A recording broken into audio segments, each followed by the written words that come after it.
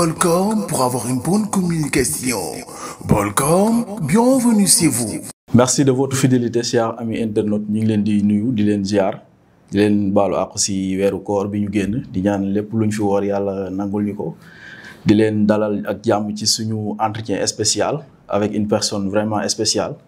dañ koy découvrir ensemble mu nekk benn jeune boo xamante ne nii kenn dootu ko présenté ci diwaanu Diourbel. Omar maa ngi lay nuyu. waaw El Mbaye ñu ngi lay nuyu bu baax a baax di profiter sa temps d'antenne bi di nuyu Sénégalais yëpp. di leen jaajëfal di profiter aussi ci li ñu jugee muy koor gi. di ci ñaanal ñëpp. vraiment di ci sant yàlla aussi ndax dafa tombante carême. muy doon bénédiction pour le Sénégal. doon loo xamante ni vraiment loolu la doon ñaan muy wane ne rek réew Sénégal réew jàmm la. réew boo xamante ni. am nañu tawfeex mën a ànd ak nit ñi ginnaaw loolu aussi ñoo ngi nuyu suñu mbokk patriotes yi di nuyu toute la coordination départementale de PASTEF di beral nag nuyoo suñu secrétaire général muy Dramane Sidibé ci liggéey bu am solo bi muy def ci PASTEF ak mboolem ñi nga xamante ne am nañu ñoom dañu jeexal suñu kàddu tamit suñu nuyu la JPS la jeunesse patriotique du Sénégal di leen jaajëfal di leen wax ni combat baa ngi noonu li ñuy Sénégalais di xaar te yoonu ñu yàkkamte ñu ñoom lañ ci yow ñoom ñëpp pour un Sénégal meilleur jërëjëf. macha allah alors ñu ngi profité aussi ci occasion bi di nuyu kilifa diine yi nga xam ne ñu ngi bàyyi xel bu baax a baax di leen jaajëfal vraiment di ñaan yàlla guddal seen fan wéral seen ay cër. alors Omar boo ñu doon wax tey kan mooy Omar lan lay doon. waaw mën nañu wax nag définir sa bopp lu jafe la. mais du point de vue politique tey bu ñu doon wax suñu bopp mën nañu wax ni. ay ndaw lañ yoo xamante ni dañoo booloo am yéene ci réew mi. am lu ñuy taxawal lu ñuy tuddee PASTEF mu doon parti boo xamante ni sosu na depuis 2014 Sénégalais yi découvrir ko. ñu jóg ko daanu nag di wax ak Sénégalais yi ba 2017 yàlla dimbale ñu am ci député muy benn député cote muy le président Ousmane Sonko président du parti. ba tey ñu dox ba Sénégalais yi wóoluñu dénk ñu réew mi. tey ñu nekk fii man mun nañu wax ni chargé de communication bu PASTEF la nekk aussi membre de la JPS jeunesse patriotique du Sénégal. ànd ak tamit pratiquement l' ensemble de la jeunesse ici yor benn cellule foofu ci Kër Cheikh di ko doxal. donc bu ñu doon présenter Omar du point de vue politique. si côté boobu la ñu ma mën a classé. au delà de ça nag ay chercheurs lañ yu nekk université nekk étudiant chercheur. di yëngu ci wàllu gëstu xam-xam. di gëstu di ko jéem a jëriñee réew bi ci wàllu njàng mu kawe bi. macha allah alors est-ce que mën nañu xam tey ban année nga dugg ci li nga xam ne moom moo di politique ak lan moo la motiver vraiment bëgg a jug ànd ak PASTEF. waaw suñu motivation politique nag mën nañu wax ni dafa commencé njëkk ci association yi parce que amoon nañ lu ñu fi jiite woon. ñu tuddee Union pour l'émergence de Diourbel mu doon association boo xamante ni. dañ ko amal taxawal ko en tant que ay ndaw juste bi ñu amee bac yàggul 2015 bi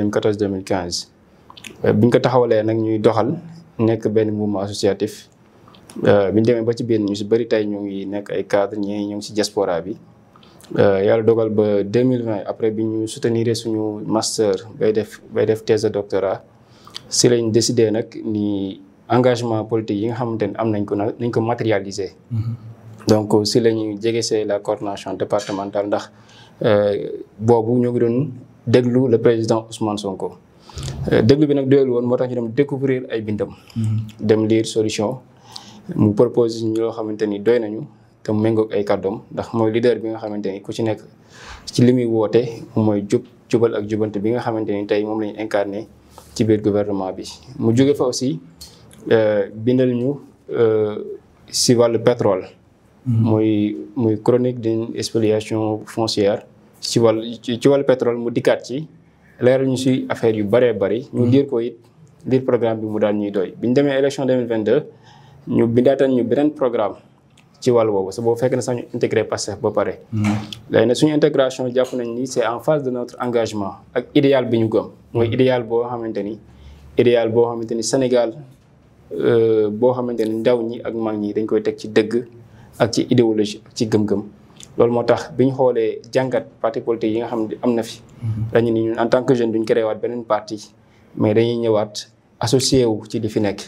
sa gis nañ ci kuñ ci doy muy le président Ousmane Sonko mi nga xamante ni moom mooy suñu leader ci wàllu politique. macha allah alors tey mu nekk mën nañ wax ni que boobu ak léegi bi président bi monsieur Bassirou Diomaye Diakhar Faye ndekkee ci bopp réew mi ak léegi def na 1 an tey boo ñu doon defal benn bilan ci 1 an yooyu lan lay doon. waaw dañuy kontaan lool d'abord di jaajëfalaat sénégalais yi. ci li ñu renouveler waat seen confiance. ndax c'est historique ñu gis opposition jot pouvoir rawatina na jotee ko ci anam boobu. plus de 54%. donc loolu c'est historique. Sénégalais yi nag bu ñuy wax ak ñoom ci suñu bilan d'abord dañuy fàttali li nga xamante ni moom lañ sumb muy li ñuy wax le projet. dañu am un programme boo xamante ni dañ ko xalaat jébal ko Sénégalais yi. ay cadres de PASTEF li ñuy wax MONCAP muy mouvement national des cadres ñu toog xalaat ci. ñu ne nag développement bi nga xamante ni bëgg nañ ko pour Sénégal daa am lu ñu fi fekkoon li ñuy wax le système. système nag moom mooy doxalin bi nga xamante ni moom lañ fi fekk depuis 1960. ñu seetlu ni loolu bi mu jëlee am ci réew mi ba léegi Sénégal ni mu waroon doxee jéego yi même bu dee mu ngi doxee jéego yi yeex na. bëri na lu ñu ci war a soppi. bëri na lu ci jubadi bëri na li nga xamante ni fa mu waroon jaar bu fa jaaroon Sénégal jéego yi mu toll dina ci gën a avancé. ñu teg benn programme tuddee ko le projet. projet boobu nag ñun ñëpp dañ ci xalaat dafa am développement li ñuy tuddee ay critères macroéconomiques yi nga xamante ni képp ku bëgg def développement da nga ciy basé wu. benn mooy ñi ci kaw xalaat rek yebbil ko askan wi. ñaar moom mooy ñi ci suuf maanaam askan wi ñu dem ba ci ñoom taataan seen xalaat nan lañ gisee lañ war a soppi réew mi bu ko defee ñu boole xalaat yooyu ak xalaat yi nga xam ne am nañ ko mën koo sos mu doon ay xalaat yu dëgër Pastef nag loolu lañ ko ci loolu maanaam ci la doxee. nga xamante ni loolu la ñuy wax bottom up. bottom up boobu nag moom ci suuf lay jóge jëm ci kaw maanaam xalaatu ku ne def ciy nekk. xalaat yooyu nag ñu xalaat ni développement pour mu am il faut mu basé wu sur un développement endogène. moo tax ñu indi woon le projet. bi ñu ñëwee ba ci nguur gi ñu war ko méngale ak réalité étatique réalité yi nga xamante ni nguur laaj na ko tax nañu tuddee ko agenda de transformation pour un Sénégal meilleur de 2050. pour 25 années. kon suñu yéene mooy soppi Sénégal ci ñaar fukki at ak juróom ndax jàpp nañu réew kenn di ko soppi ci ay fan kenn di ko soppi ci benn mandat mais ci génération dañ koy soppi. kon bu ñu ñëw ci bilan le président Bassirou Diomaye Faye mën nañu wax ni d'abord si wàllu justice la ñuy njëkkee. ndax biñ ñëwee rek justice ñu dañoo subir conséquence justice. parce que fii ci Pastef Diourbel bëri na si ñoo xamante ni ñu ngi leen doon tëj maa ngi rendre hommage à un militant. patriote Ndongo Diop bi nga xamante ni vraiment yàgg naa nekk si kaso bi. di doon xeexal réewam. di rendre hommage ñi nga xamante ni juróom-ñaar nit la yi nga xamante ni tëjoon na leen ci ay prison ak yeneen patriote. loolu nag ñun ginnaaw subir nañ injustice boobu ba ci président de la République jot nañ ko incarcéré si benn post Facebook bu mu defoon pendant 11 mois. ba ni muy génnee prison. ñu ne nag li yell moom mooy ñu def les assises de la justice. assises yooyu ginnaaw biñ jëlee nguur gi rek dañ ko def ndax jàmm ak réew mu jub.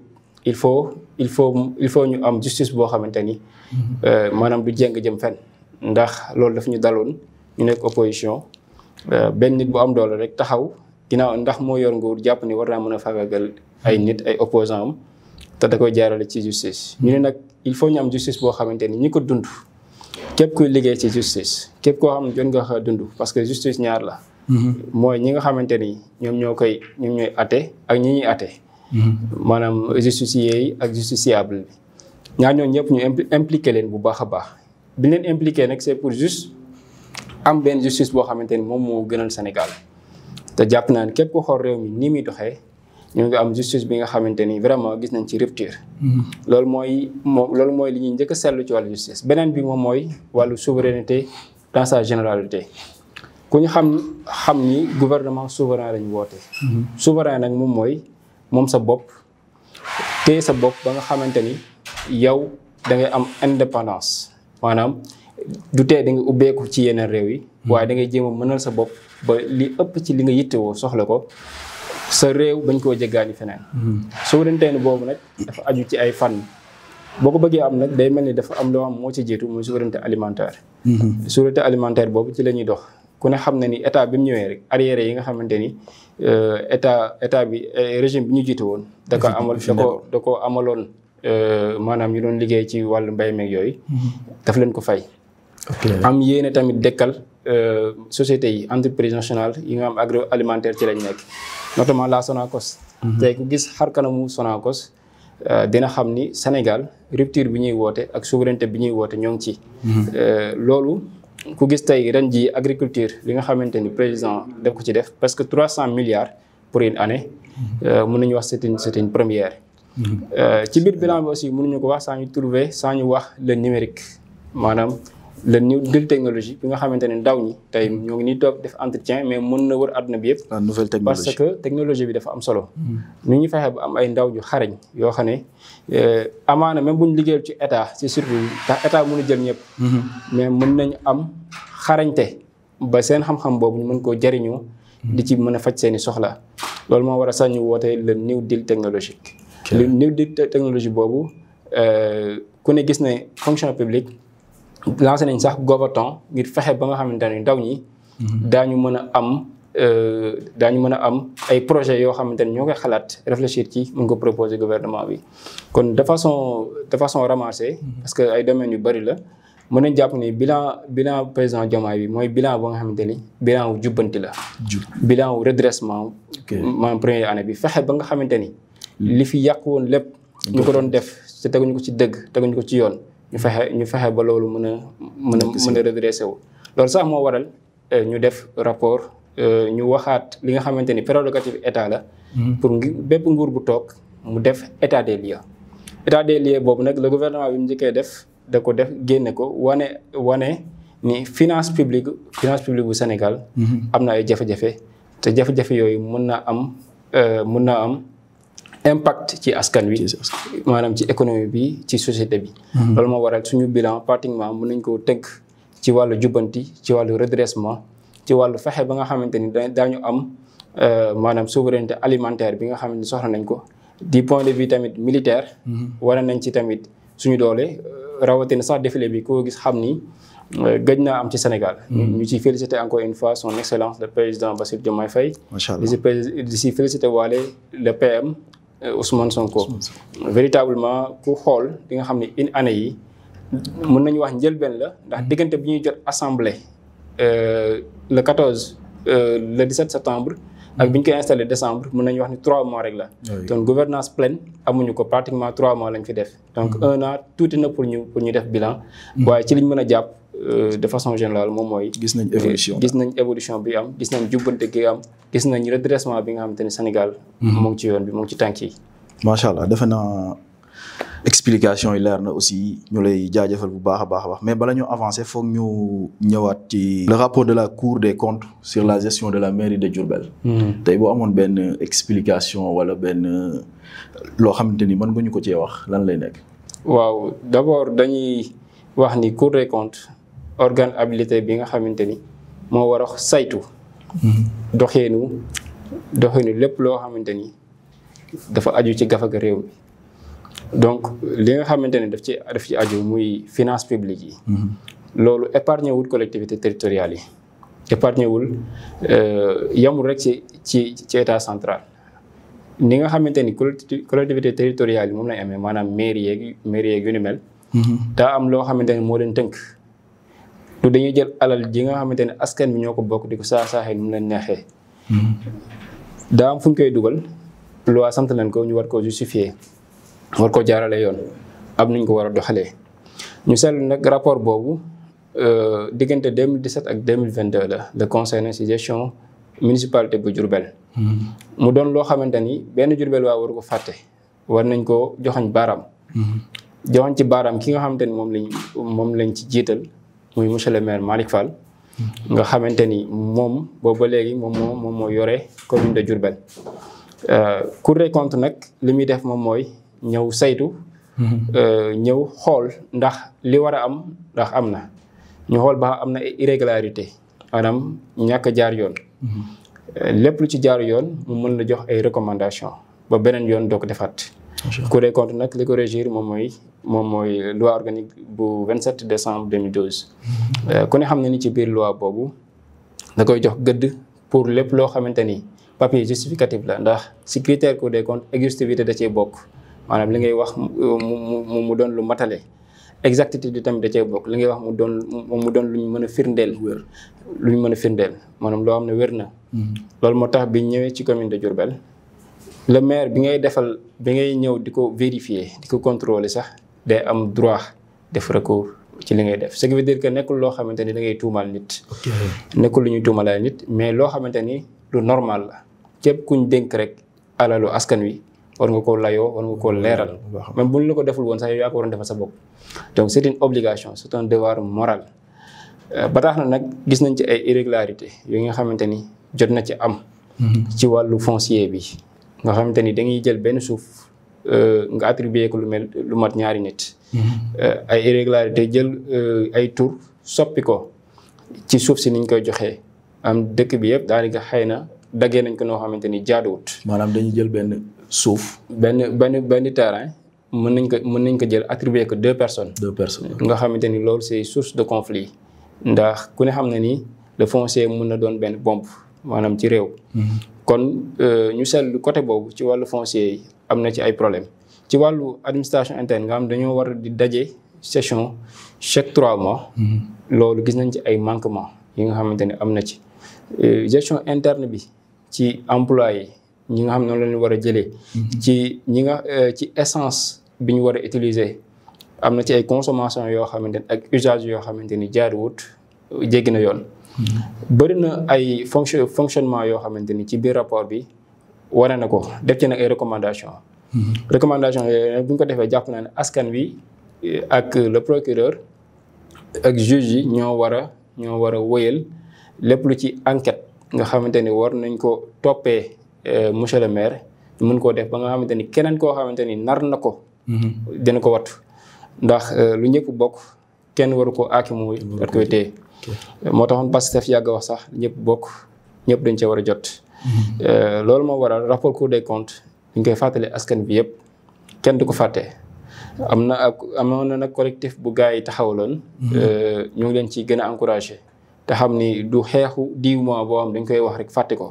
loolu moo waral man ma jugé important ni rapport boobu war nañ ciy wax di ci waxtaanaat di ko fàttali.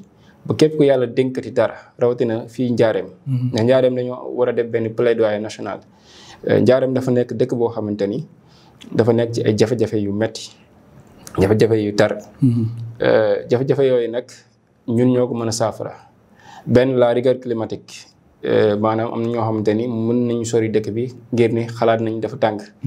rigueur climatique nag warul nekk loo xamante ni day empêcher nit ñi ba duñ fi investir. ndax fu dara nekkul fa lañ war a investir. exactement fi nga xamante ni moo gën a métti te mu jox la sa lépp yow boo amee tuuti war nga ko delloo li nga xam am nga ko. moo tax ñuy jaare foofu le président Diomaye li mu woote muy emprunt obligataire. yi nga xamante ni askan bi yëpp lañ ci woo pour ñu financer ñun suñu économie ma ci woo waa Diourbel. xam ni Diourbel ci antenne bi maa ngi ciy profité. ñun ñoo ko mën a defaral suñu bopp. ndax gis nañ ñu bari. amaana la ñuy investir Dakar di ko investir feneen ak feneen.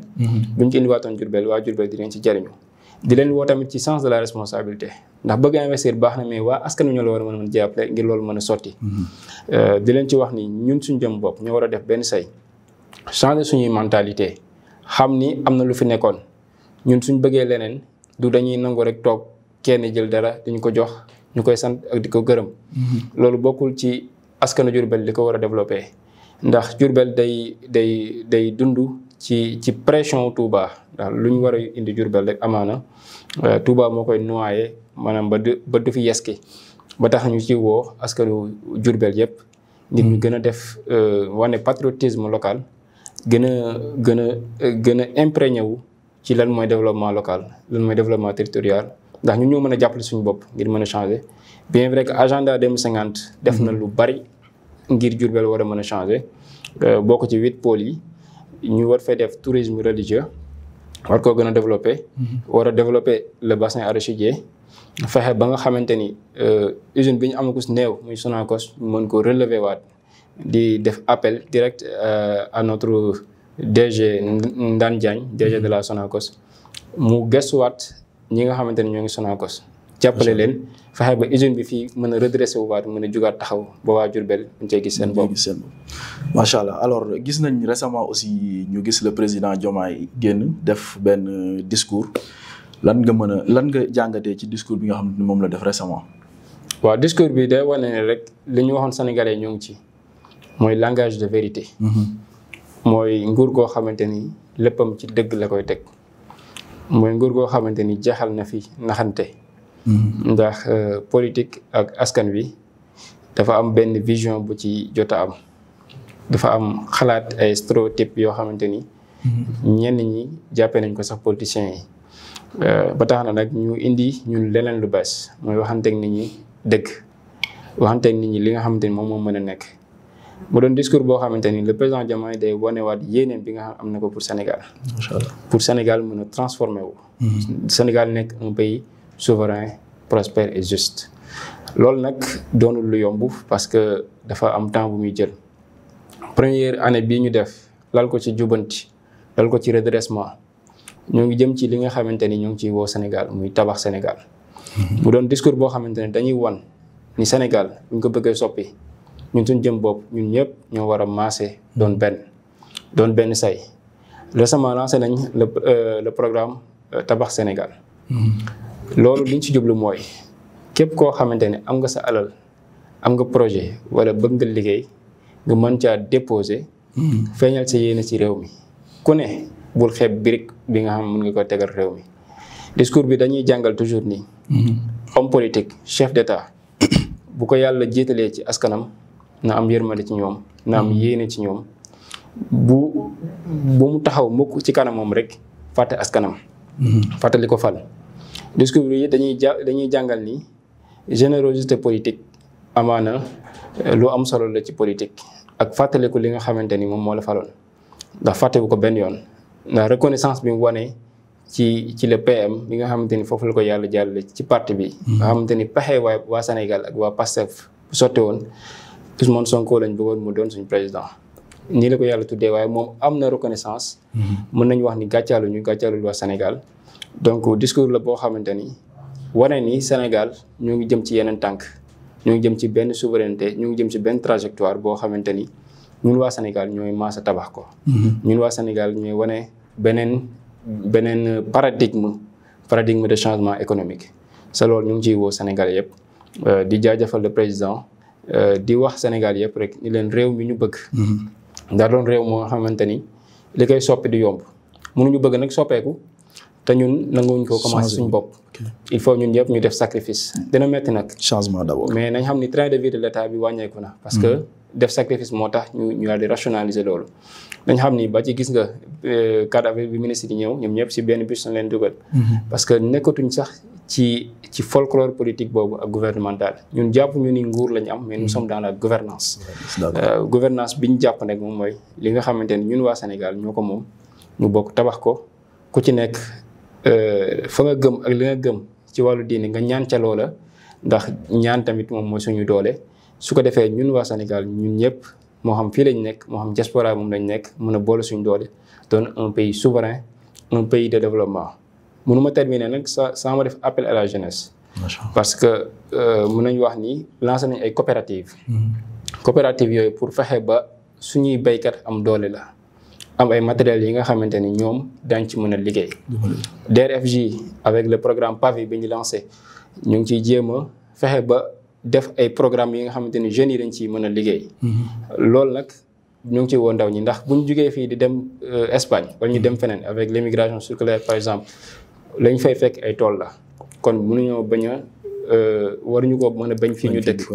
ndax fii ñun suñu objectif mooy fexe ba baykat bi du ñëwee keneen. ba tax moom mu sawar ci métier boobu. donc loolu moom objectif bi kon ñu ngi ci woon ndaw ñëpp te leen wax ni réew mi ñoo koy bokk tabax ni ñu leen ko diggee woon incha allah rabbi Sénégal gën a baax gën a soppeeku. alors du ñàkk aussi ñu wax ci li nga xam ne moom moo di FMI ak résultats yi mu génnee donc muy état financier dëkk bi tey jii bu fekkee ni am na benn solution boo doon proposer état en tant que jeune ban solution lay doon. waaw FMI rapport FMI c'est juste day weddi tuuma rek. ndax opposition bu amul lay moo fi am. mën nañu wax loolu ndax le PM bi mu ñu koy génnee ba wax état financier wu Sénégal dañ ne woon c'était pas crédible. gars yi gaawantu ni nañ leen dem xooli Cour des comptes ndax mu gën a crédible. ñëw si Cour des comptes mu wan weesu nañ sax 74% yi ñu waxoon.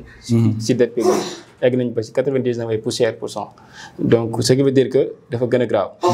FMI bi mu ñëwee gën ñoo confirmer loolu réconforter li nga xamante ni le PM waxoon na ko Cour des comptes rapport bi ñëw gën koo enforcer day war ne rek manqué woon nañ patriotisme économique. daawuñ ràññeele nguur ak lañ ñu dénk te loolu dafa laaj ce qu'on appelle une discipline financière comme ni ko président waxee keroog. il faut que ñi ñu jiite tàmbali d'abord xam lan mooy discipline financière. xam ni buñ la dénkee. du yow sa alal la. déedéet alalu askan wi dañ la koo dénk di ci laaj résultat lépp loo ciy def na nga fexe ba mu doon njëriñu askan wi lépp loo ci ordonné comme ay dépenses. na nga ko basé wu ci li nga xamante ni moom mooy règlement ak loi dëkk bi. donc rapport FMI bi lim ñuy gën a rappelé moom mooy. sama analyse bi ma ci am moom mooy ni Sénégal ñëw fuñ mën di nekkati nañu waxanteeg suñu askan dëgg nañ bañ a jël benn rapport di ko teg suñuy conc loolu gëm naa ne jeex na ci réew mi. président amatul sa conc bu muy teg ci rapport. donc alors ñoo ngi wax askanu Sénégal yëpp ni leen rapport bi li muy wone moom mooy nii vraiment war nañu xalaat ban stratégie de développement. de finance publique lañ war a am. parce que les bailleurs baax nañ mais souvent dañ lay bëgg contraindre pour nga mën a def yenn développement yi. parce que souvent dañ lay bëgg a financer ba pare di lay imposer fi nga koy dugal. ñun nag képp koo xamante ni am na yow partenariat gagnant-gagnant lay doon. exclure wuñ France bu kenn yaakaar loolu. exclure wuñ beneen partenaire stratégique. privilégié wuñ Chine ci kaw France. privilégié wuñ Russie du point de vue militaire ci kaw France non doxewuñ noonu. fépp foo xamante ni intérêt Sénégal moo ngi fa dañ ko war a daw jëli. ci occasion boobu maa ngi ci félicité sama frère patriote Ngagne Demba Touré ci liggéey bu rëy bi nga xamante mu ngi koy def au niveau de la SOMISEN fexe ba nga xamante ni suñu ressource naturelle moom mu dikkaat ci ñun. loolu nag nañ ci liggéeyaat ba nga xamante ni les contrats. dañ ko defin bu jaar yoon. dëgg la ñoo ngi entamé ay renégociation fexe bi nga xam Sénégal li mu waroon jot ñu delloo ko mu fexe bu moomaat ko ci loolu lañ nekk nii présentement te moo ngi am ay jéego. liñ ciy gagné nag day delluwaat ci askan wi tey gis nañ ay institutions yoo xam ne amul woon njariñ. supprimé nañ ko comme HCCT. yooyu yëpp boo gisee ñu dindi ko fexe ba réinjecté ko ci ay secteurs yoo xamante ni askan bi yëpp ñoo ci gis seen bopp. donc nañ am discipline financière. fexe ba nga xamante ni suñu réew lépp luñ ciy def ñu jiital ci patriotisme jiital ci intérêt général. jiital ci njariñu askan wi. loolu daal moom mooy message bi nga xamante ni bëggoon nañ ko jàllale bëggoon nañ ko décrypter sur le rapport. alors defe naa message bi aussi leer na ci ñi nga xam ne ñoom ñooy bàyyi xel la chaîne leader Baolcom di leen fàttali juste que ñi ngi ci suñu entretien spécial ak Omar Fall boo ñu doon wax aussi réalisation ak perspective nguur gi lan lay ne. waaw perspective nguur gi mën nañu wax ni perspective commune la tax suñu nee commune maanaam ñoo ko bokk. dañoo am lu ñu indil Sénégal tuddee ko agenda de transformation 2050. loolu nag li koy lal war a aju ci ñeent poñ ñeent bànqaas yoo xamante ne lu am solo la. benn bi moom mooy li ñuy wax compétitivité maanaam mën a am ay entreprises locales yu dëgër yoo xamante ni mën nañ concurrencer ak yeneen entreprise loolu dafa am solo parce que bu ñu amul ñu am doole mën a absorber suñuy emploi dafay créer problème. ndax dinañ am ñeneen ñu jógee bitim réew sa richesse yi ñuy am dañ koy yóbbu feneen. sa ñun dañoo woote li ñu tuddee économie endogène. économie endogène mooy lan mooy li nga xamante ni dañ koy gagné di ko am day dellu soit ci biir réew mi. waa réew mi ñoo koy liggéey dellu ci biir réew bi mooy endogène. par contre liñ fi yàgg fekk mooy économie exogène bi nga xamante ni c'est une économie extravertie maanaam dafa jëm bitim réew lépp dañ koy jéggaani. beneen poñ bu am solo bi nga xamante ni moo ngi ci biir agenda bi mën nañ wax ni dafa aju ci wàllu capital humain. maanaam fexe bi nga xamante ni ndaw ñi ak mag ñi ak képp ku am yaa ngi ci biir réew bi. nga mën a am xarañte mën a def dara am formation bi nga xamante ni war na. parce que nit ki boo ko formé wut li nga bëgg ci moom mën naa jafe loolu nag dafa am lu mu àndal lu ñuy tuddee équité sociale. dax ñu boole ko capital humain et équité sociale. loolu équité sociale mooy ki nga xamante ni fa mu dëkk sori na te amul moyen de transport mu mën a am chance su bénéficier ci même service yi. ndax boo xoolee Dakar ñoo ngi ci 7800 habitants par kilomètre carré. ce qui veut dire que dafa concentré wu dafa dense maintenant. nit ñi dañoo soxla génn foofu. déconcentré ko loolu moo waral sax ñu instauré les 8 pôles fexe ba yeneen dëkk yëpp ku ci nekk am viabilité ba mën a am sa koom bi nga xamante ni ka fa juddoo dëkk fa du soxlaa génn di wuti leneen ndax lépp dafay nekk. alors du ma la dagg foofu mais est-ce que Diourbel mën nañ xaar aussi mu bénéficier wu ci yooyu comme nga wax. oui Diourbel pour mu bénéficier wu ci agenda bi la bokk comme ni ma ko waxee tout à l'heure agenda 2050 mën nañu wax ni dañoo wax territorialisation maanaam territoire bi yëpp. donc Diourbel Louga la ñoo bokk pôle pratiquement day laal Diourbel dem ba Touba ba Darou Moussi ba Louga donc alors pôle bi yëpp lay conserver mais le problème de Diourbel neexut a wax mais mooy Diourbel Touba daf ko noyé. dafa nekk dëkk boo xamante ni bien vrai que Touba ñun ñëpp ay murid lañ moom lañu yaakaar mais Touba dafa noyé Diourbel. maanaam ville chef lieu la bi nga xamante ni lépp luñ fi naroon indi. dañ koy jéggi dem ci beneen dëkk yóbbu ko fa.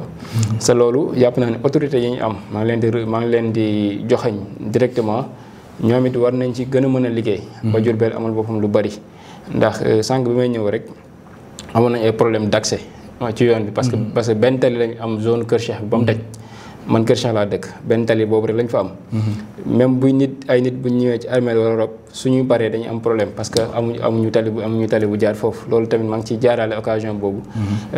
di ko ñaan bu fekkee mairie bi moo ko war a gérer ñu jëm cay def ay yitte su dul moom tamit bu fekkee tële na ci bu baax. ñu ngi koy ñaan aussi notre frère Yankoba Diémé mu defal ñu ci ay yitte. bañ mën ko am parce que ñun tamit soxla nañ ku ñu saafaraal suñu dëkk bi soxla nañ gis beneen xar kanam bu wuteeg bi ñu fi daan gis. di wax ne daal Diourbel li koy changé Sénégal 2050 la maanaam ci biir projet bi la bokk ci biir agenda bi la bokk. mais nañ xam ni au niveau local tamit nañ ci am rôle maanaam au niveau de la mairie ndax dëkk ci koy yor war na am xarañteef ak yéene ci dëkk bi. am ay pexe yi nga xam war na ko lal ànd ko. État central.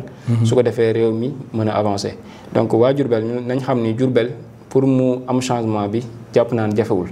mais ci ñun moom lay dépendre ndax bëri nañ ñoo xamante ne ñu ngi ci dëkk bi mais dañoo génn dem feneen. ñooñu nañ leen woo ñoom ñu dëkkaat même bu ñu amul temps sax nañ ñëw jéem a investir ñoo ngi woo waa Diourbel ci benn sens de reconnaissance parce que loolu jàpp naa ne moo ñu gën a manqué. jàpp naa ne manqué nañu tamit ñi nga xamante ni heure bu ñu génnee juddoo ci tàngoor yoroo ci màgg ci. dem Dakar 3 mois 4 mois bëgg ñoo gëmloo nit mënoo maa nekk ci tàngoor loolu mënul nekk loolu complexe la sa ñun dañoo woote gouvernement boo xamante ni c'est un gouvernement décomplexé des jeunes yu engagé pour le changement donc muy tàngoor muy naaj muy leneen war nañoo laxasaayu ni njaareem kat war naa nuroog beneen dëkk fii ci réew mi waaye bu dee dëkk bi nga xam boo fi jógee 1960 ba tey amaana mun ngaa bañ a réer fenn donc loolu war nañ ko soppi xool ki ñuy jox mairie bi xool ki ñuy dénk ba nga xamante ni dëkk bi lañ ca bëgg mu soppeeku incha allah rabbi dana ci am. incha allah alors merci beaucoup Omar ñu ngi lay jaajëfal aussi ci sa disponibilité di jégalu aussi ci retard bi vraiment ñu ngi lay remercier bu baax a baax ci déplacement bi xanaa di la bàyyi nga tàggoo ak internet Baolcom. d'accord maa ngi remercier El Mbaye aussi ci invitation bi. di remercier ñëpp sa équipe technique bi et tout ça. di jaajëfal internet yi ñu doon suivre di am mbégte ak contentement. du ma dañ nag di sant aussi suñu famille suñu parents. parce que lépp li nga xamante ne dañ ñoo ngi ci wax dëgg fa yàlla ñoo ngi ci ànd ak ñun. di leen ñaanal suñu borom wëral seen i cër te guddal seen i fan. ñoo leen ci ñaanal bu baax a baax.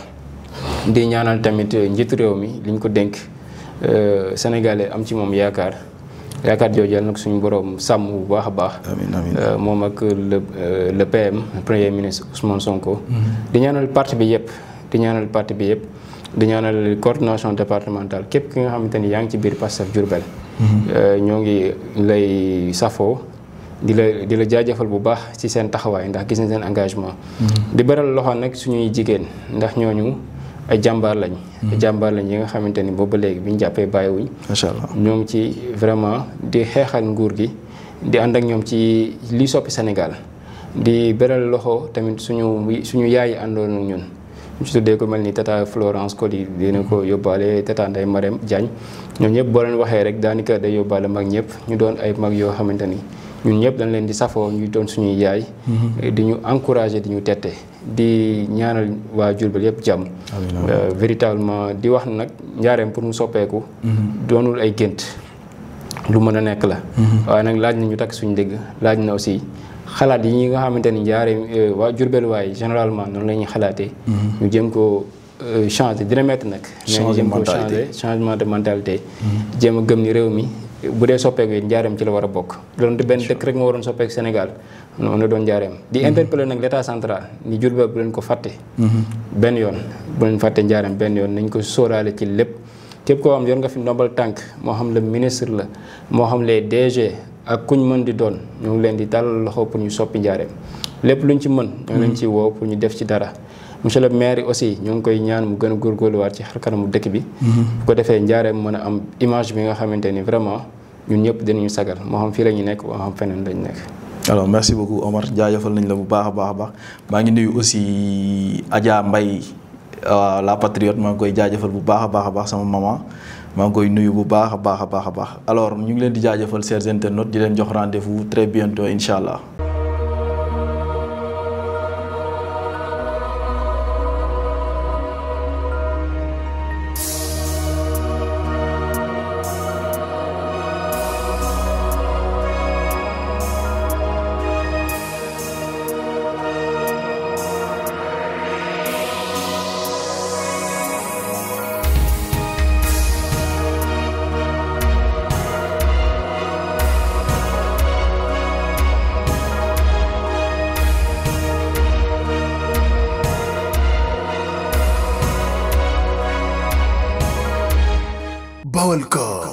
Balcom pour avoir une bonne communication.